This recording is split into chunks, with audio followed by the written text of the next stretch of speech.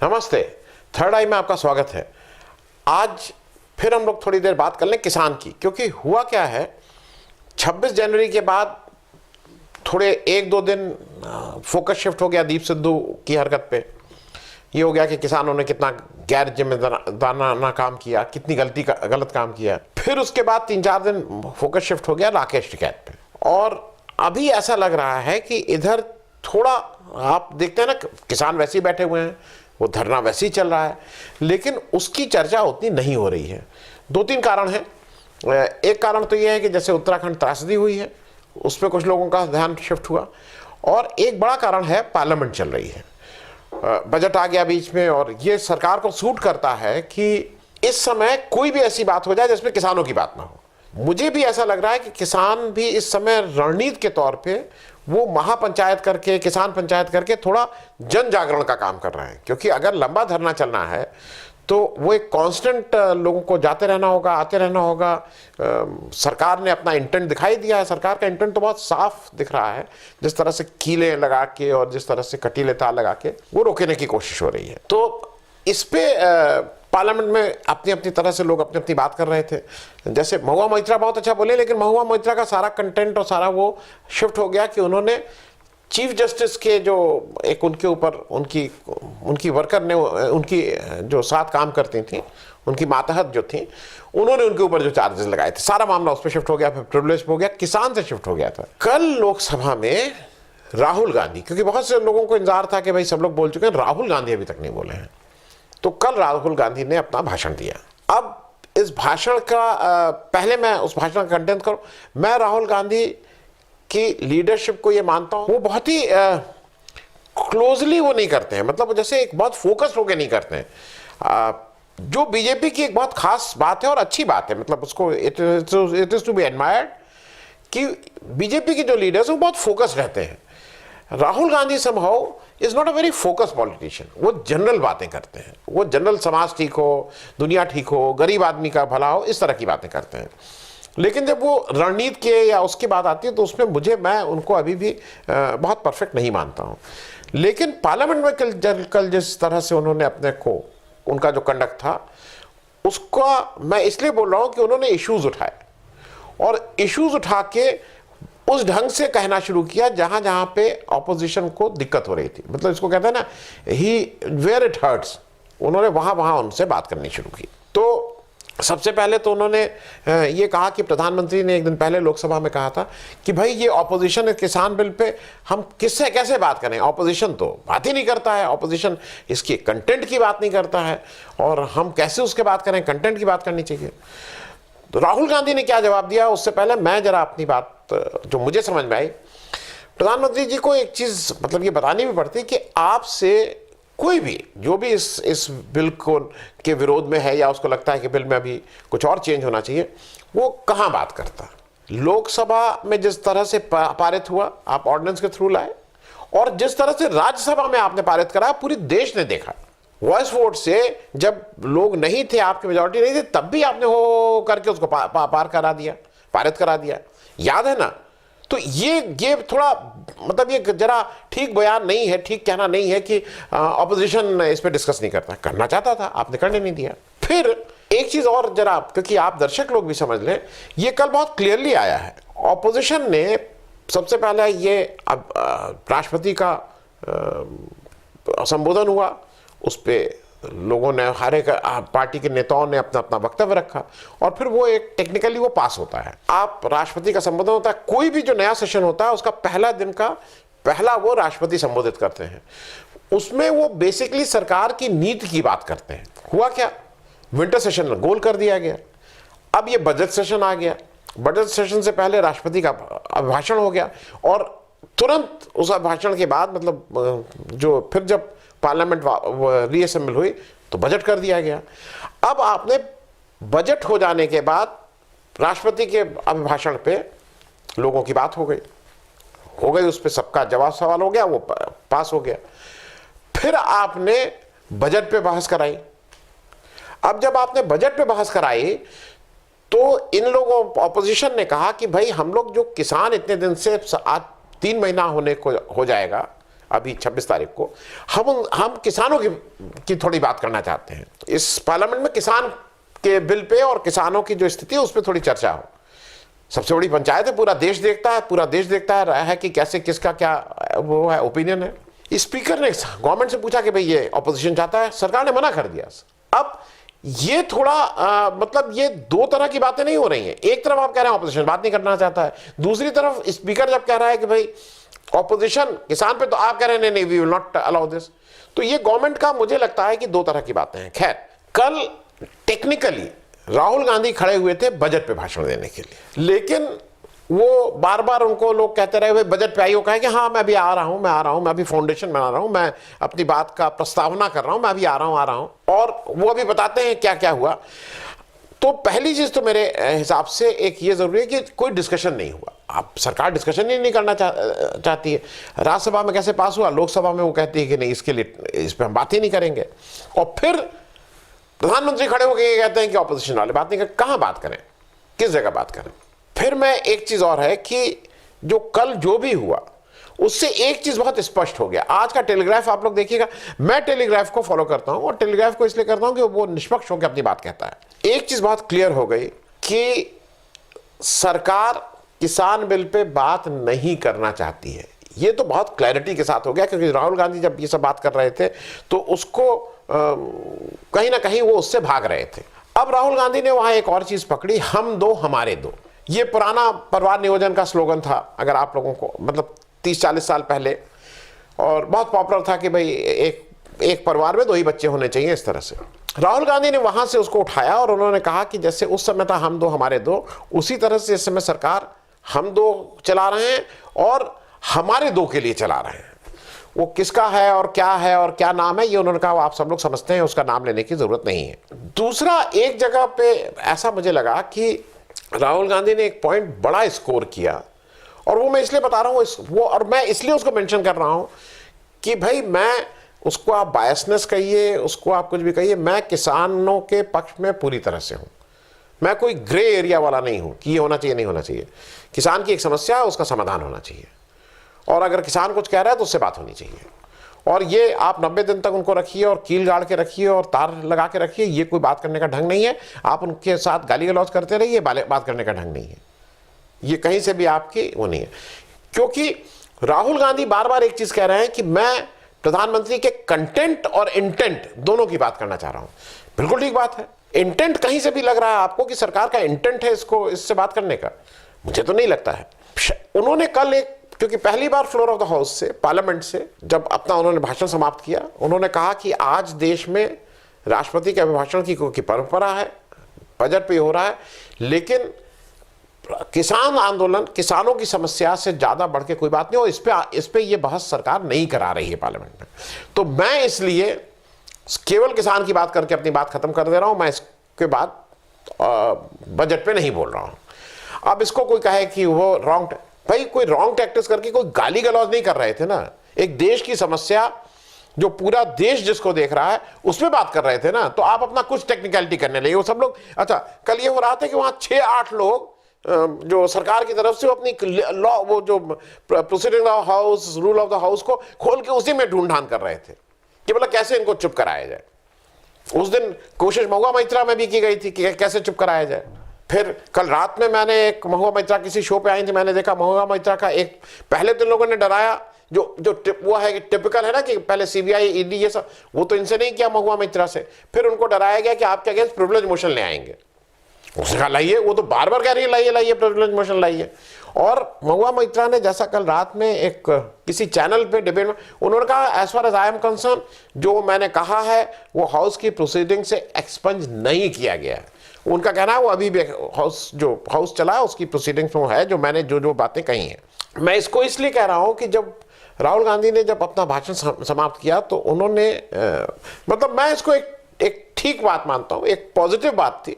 Tactically वो किया, जैसे टैक्टिस में बीजेपी जब रणनीति चुनाव की आती है तो उसके और दूसरे पार्टीज के बीच में 1 और 10 का अंतर है। लेकिन पार्लियामेंट के फ्लोर पे कल राहुल गांधी ने जो टैक्टिकल काम किया वो ये, और टैक्टिकल भी किया और मेरे ख्याल में संवेदना भी थी। उन्होंने लास्ट अपना कंक्लूड किया और फिर कहा कि जो 200 से ज़्यादा किसान शहीद हुए हैं इस आंदोलन में, मैं उनके लिए 2 मिनट का मौन व्रत रखूंगा। पूरा ऑपोजिशन खड़ा हो गया। और इधर से मतलब मुझे कभी कभी लगता है कि ये सरकार की जो पार्टी है ये क्यों नहीं ट्रेंड है। आइडियली ये होता, राहुल गांधी की सारा जो उन्होंने मेहनत की थी उस पर पानी फिर जाता अगर सरकारी पार्टी भी खड़ी हो जाती इसमें और कहती हाँ भाई 2 मिनट का मौन रखा जाए, 2 नहीं 4 मिनट का मौन रखा जाए।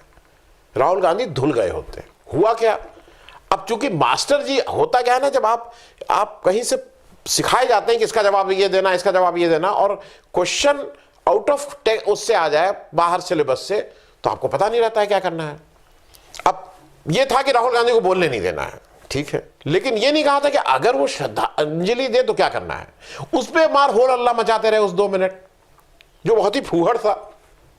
अरे भाई अगर तुम खड़े हो जाते तुम भी, तो राहुल गांधी का जो जितना उन्होंने भाषण दिया था उसका तो बात हो जाता है कितने बड़े लोग, बढ़िया है सरकारी पार्टी। देखो सरकार ने भी श्रद्धांजलि दी, नहीं दी, केवल ऑपोजिशन ने श्रद्धांजलि दी। तो ये क्लियर हो गया कि आज देश की जो पार्लियामेंट है एक किसानों के साथ खड़ी है और एक किसानों के अगेंस्ट खड़ी है, उसमें कहीं कोई दो राय नहीं है। हालांकि स्पीकर का बाद में कहना था, स्पीकर का एक को आया है कि भाई आप ये जो किया आपने इस तरह से नहीं करना चाहिए था, और अगर आपको, उन्होंने भी कहा अगर आपको कंडोलेंस ही देनी थी तो मुझे बताते तो मैं इसको रहता, लेकिन condolence to the Uttarakhand victims की बात कही, उन्होंने भी किसानों का नाम नहीं लिया। वो मतलब किसानों के प्रति किसी ने कोई एक दो शब्द भी नहीं बोले। ये तो कल के पार्लियामेंट का हुआ। कल एक चीज और इंपॉर्टेंट है, क्योंकि इधर हमारे यहाँ पिछले 4-6 दिनों से 2-3 बार प्रधानमंत्री जी बोले हैं, लंबे लंबे भाषण दिए हैं, और उसमें लोकतंत्र की परंपरा, लोकतंत्र, डेमोक्रेसी, और इसी तर्ज पे उन्होंने बाइडेन साहब से भी बात की है जो प्रेसिडेंट ऑफ अमेरिका हैं, और बाइडेन ने बार बार कहा है कि we have to defend the democratic process, we have to defend the democratic institutions. उसमें ये नहीं बोले हैं, लेकिन लोकतंत्र की बात करते हैं। लोकतंत्र में सबसे बड़ा जो मंदिर है, लोकतंत्र के चुने हुए प्रतिनिधियों का सबसे बड़ा मंदिर जो है वो पार्लियामेंट है, लोकसभा। मतलब उससे पवित्र, उससे इंपॉर्टेंट किसी भी लोकतंत्र के लिए कोई जगह नहीं हो सकती है। पार्लियामेंट चल रही है, पार्लियामेंट का विंटर सेशन नहीं हुआ है, पार्लियामेंट का बजट सेशन हुआ है, इंपॉर्टेंट सेशन है।